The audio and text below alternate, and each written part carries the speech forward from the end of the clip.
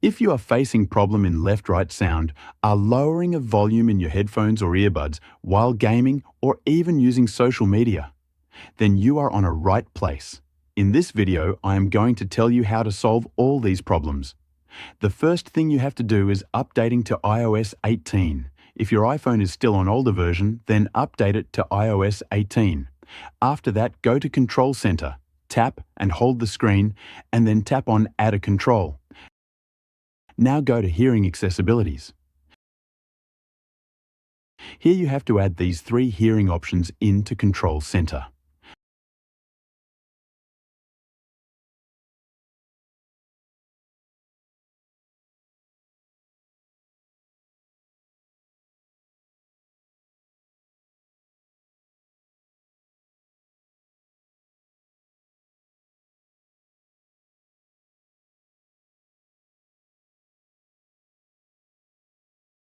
After adding all, now turn on first one, which is for right-left sound correction.